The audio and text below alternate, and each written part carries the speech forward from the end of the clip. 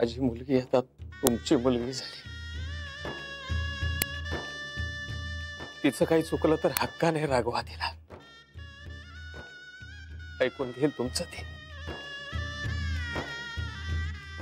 आई विना वाढलेली पोर आहे हो। मोठ्या घराची सवय नाहीये। तुम्ही काळजी करू नका, तुमच्या मुलीला आमच्या घरी काहीही त्रास होणार नाही।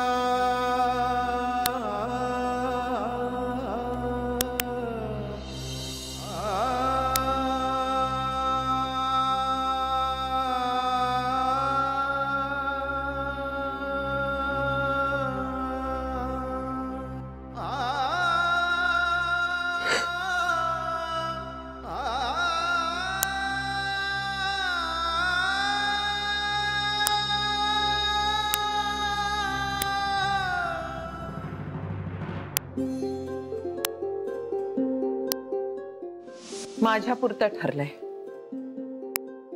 हे लग्न होईल। ती मुलगी या घराचं माप ओलांडून येईल, तेव्हाच मी याचा उमरा ओलांडून बाहेर जाईन। ही काळ्या दगडावरची रेघ आहे।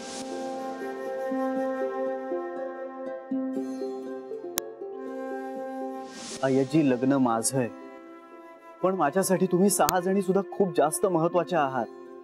माझ्या आयुष्याचा एक महत्त्वाचा भाग आहात तुम्ही।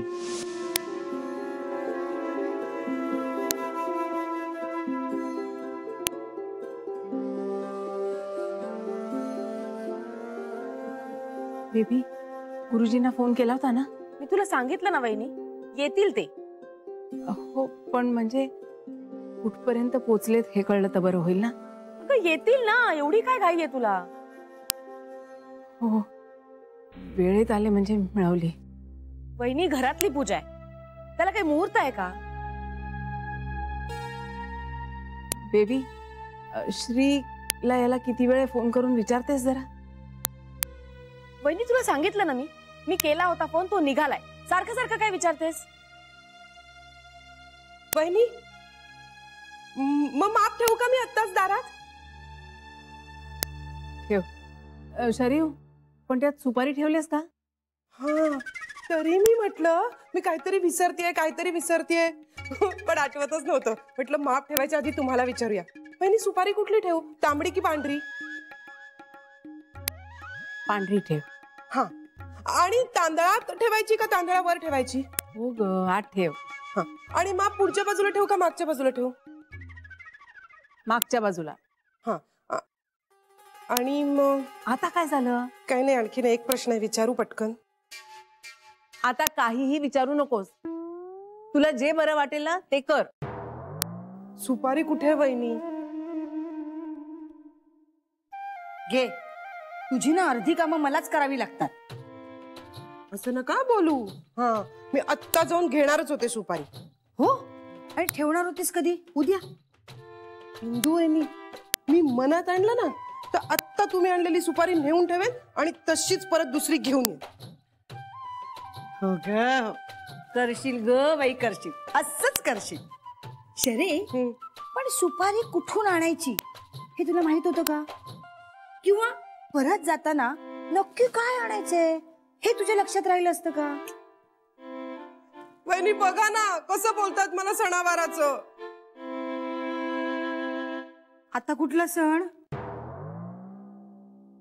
म्हणजे सण नाहीये का आज? नाही मग घर का सजवलंय एवढं?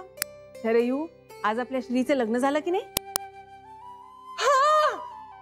शरे, आता कुणाशी आणि कधी लग्न झालं हे जर मला विचारलंस ना तर आत्ताच्या आत्ता हे माप तुझ्या डोक्यात घालीन मी.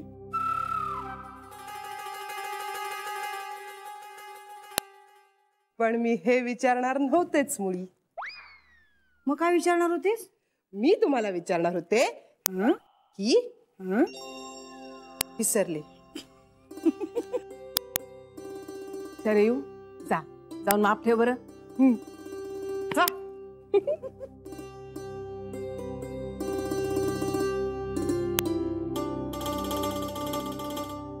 इंदू, दृष्ट काढायची तयारी केलीस ना? हो वहिनी, तुम्ही ओवाळा, मी दृष्ट काढते. ताई, आरतीचा ताट तयार आहे. हा, अत्यानंद महाराजांच्या मठातलं तूप घातलंय ना तर ज्योत बघ कशी तळपते. अरे पण पूजेची सगळी तयारी झाली आहे ना? गुरुजी आता केव्हाही पोचतील, आपली तयारी सगळी झालेली असली पाहिजे. हो, सगळी तयारी झालीये. तू हवं तर एकदा नजर फिरव. हॅलो, हा बर. श्रीचा फोन होता. 5 मिनिटात पोहोचतायत. सगळ्या तयार. आई कुठे पण? तिच्या खोलीत. मी बोलावून आणते त्यांना. पंच,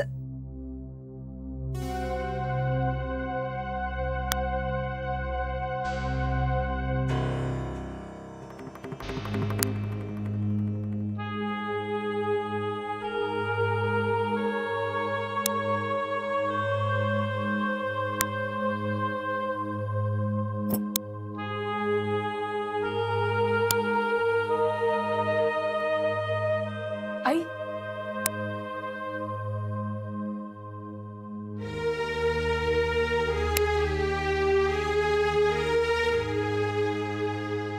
तुम्ही कुठे चालात? मी सांगितलं होतं ना, पण सून येते घरात. माझी जागा आता तुला घ्यायची आहे नर्मदा. आता तू या घरातली मोठी आहेस. नाही आई, तुमच्या छत्रछायाखालीच मी ठीक आहे. तुमची जागा घ्यायची माझी लायकी पण नाही आणि इच्छा तर अजिबात नाहीये. आपल्या सगळ्याच इच्छा पूर्ण होत नाहीत नर्मदा. आई, पण श्रीला काय वाटेल? तो विचार करायला आता उशीर झालेला आहे. नका आई, नको. मी हात जोडते, पाया पडते तुमच्या. रडू नकोस. सगळ्यांना सांभाळ, स्वतःची काळजी घे. पण तुम्ही जाणार कुठे? ते तुम्हा कुणालाही कळण्याची गरज नाहीये. आई, आजचा दिवस राहा. दिवस मी एक क्षणभरही या घरात थांबू शकत नाही. श्रीसाठी तरी राहा. श्रीसाठीच करते मी हे. त्याला खूप वाईट वाटेल आई. त्याला वाईट वाटेल, पण त्याची झालेली परवड आणि त्याच्या संसाराचा खेळखंडोबा पाहून माझा जीव जाईल. आई, या मुलीबद्दल इतकं काही ऐकले. कुठले पालक आपल्या मुलाला तिच्याशी लग्न करून देतील? आपल्या घराला संसार न टिकण्याचा शाप आहे. श्रीच्या बाबतीत असं होऊ नये म्हणून मी आटोकाट प्रयत्न केले. प्रसंगी स्वतःवर वाईटपणाही घेतला. यापुढे मी काहीही करू शकत नाही. पराभव झालाय माझा, पण त्याचं दूषण मी स्वतःशिवाय कुणालाही देणार नाही. आपली जिथं गरज नाही तिथं आपण थांबू नये. श्रीचा संसार सुखाचा होऊ दे. मला आनंद आहे. माझी अटकळ खोटी ठरली तर मी देवाचे आभारच मानेन. जा तू, येणाऱ्या सुनेचं स्वागत कर. कुठलाही पूर्वग्रह न ठेवता तिच्याची चांगली वाग.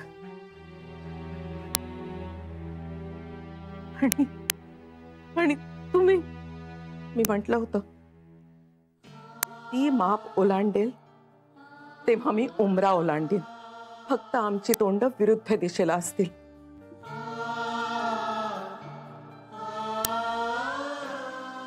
आई आई आपलं घर तुटेल हो. ते ऑलरेडी तुटलंय. पण आपण एका छताखाली राहिलो. का छताखाली राहून दुरावलेली मनं जवळ येणार नाहीत नर्मदा, ती आणखीनच दुरावतील. आता मला जरा एकटीला राहायचंय. आई, श्री आला. हा काय झालं वहिनी? नाही, काही नाही. नाही तिला. तुम्ही येताय ना आई? मी आलेच, तुम्ही वा पुढे.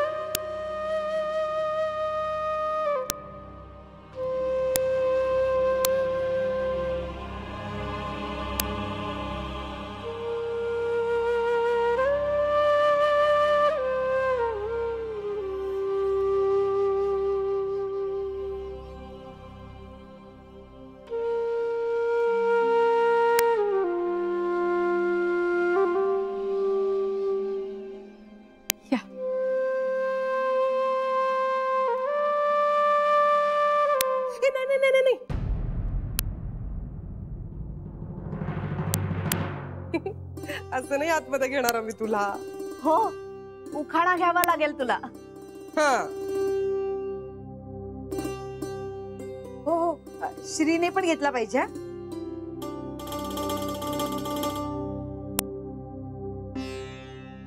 जन्म दिला मातेने, पालन केले पित्याने, माप ओलांडून येते श्रीरंगाची पत्नी या नात्याने. वा वा वा वा वा वा, मस्त मस्त मस्त ना. श्री. आता तू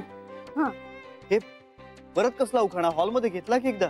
घे हा गपचूप. येत नाही बीत नाही चालणार नाही अजिबात. हा मग तूच सांग मला. माझ्या लक्षात राहिलं असतं तर कशाला हवं होतं. नर्मदा वहिनी सांगतील, त्यांना खूप उखाण येतात. सांगा ना वहिनी.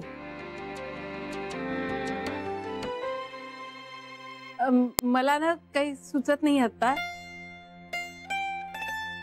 इंदू, तुला सुचत असेल तर तूच सांग ना काहीतरी. काय पोरकटपणा चाललाय? येऊ दे त्याला आत. ए बेबी, आता अगं मी घेतो ना, नाव घेतो.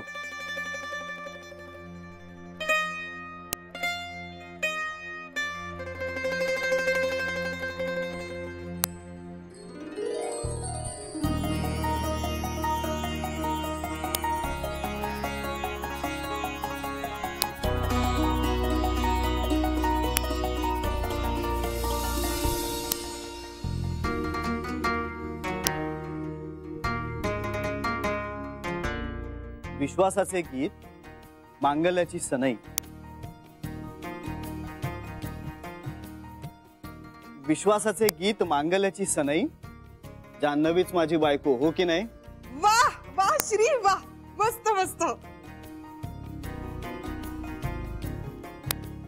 ये आत ये. या.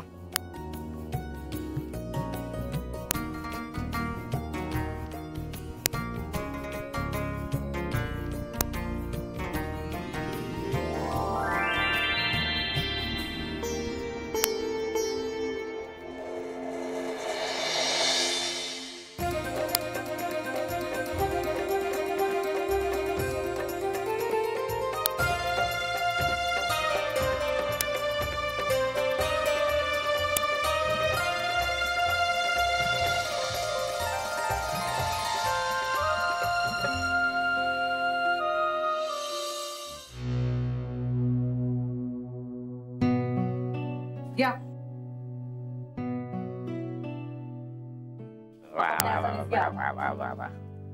माझं अगदी कंबरड मोडलंय करून करून. अगं दुसऱ्यांदा तर करते चहा. दोनदा चहा करायलाही कष्ट पडतात दादा.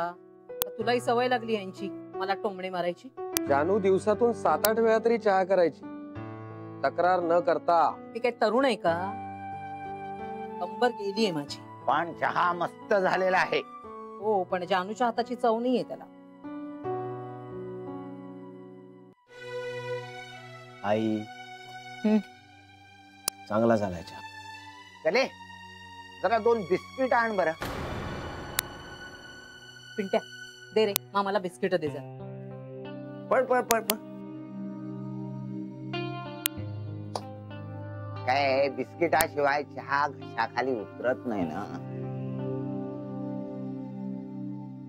ठीक आहे.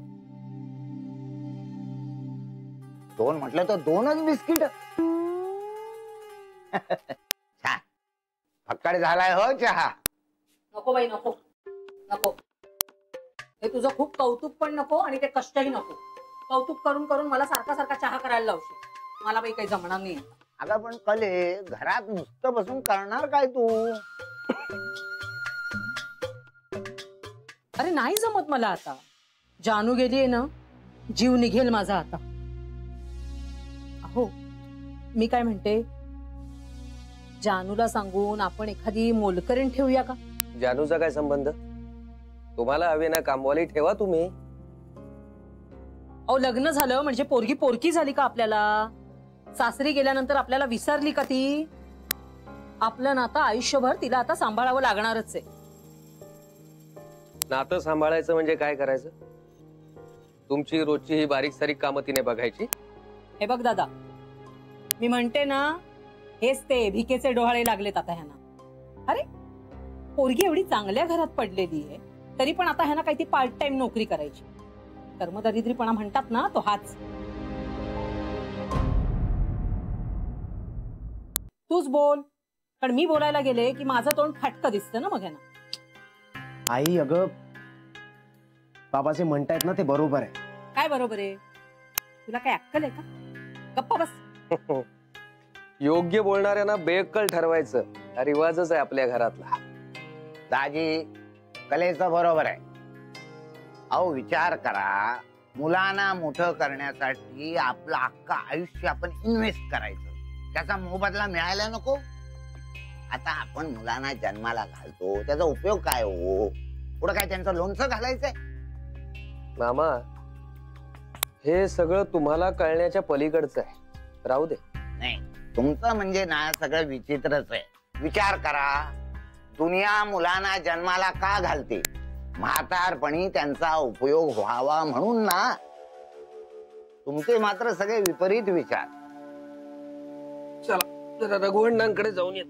बाबा अरे असू दे. नाही नाही थांबा, या आरामात. हो चला सांभाळ. रघुवंडांना सगळं सांगायला हवं. व्यवस्थित झालं, त्यांना जमलं नाही काही लग्नाला यायला. भेटून येतो.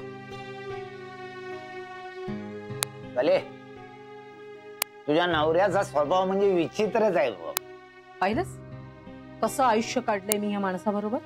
अगं इंतजार का फल मीठा होता है. शेवटी देवानं दान टाकलंच ना तुझ्या पदरात, जानूच अशा प्रकारे लग्न करून. बघ आता जान्हवीला शिकवायला हवं त्या सगळ्या घरावर कब्जा करायला. ती नाहीये तशी. अगदी बापाचाच अवतार आहे, हरिश्चंद्राचा. हो पण कले पैसा फार वाईट असतो ग. भल्या भल्यांचे 12 वाजतात. मग जान्हवी क्या चीज आहे. जानू गोखले गृहोद्योगाची मालकीण झाली. कितीतरी वेळा जरी विचार केला ना तरी समाधानच होत नाहीये. आता जान्हवी घराच्या किल्ल्या कमरेला लावून फिरत असेल.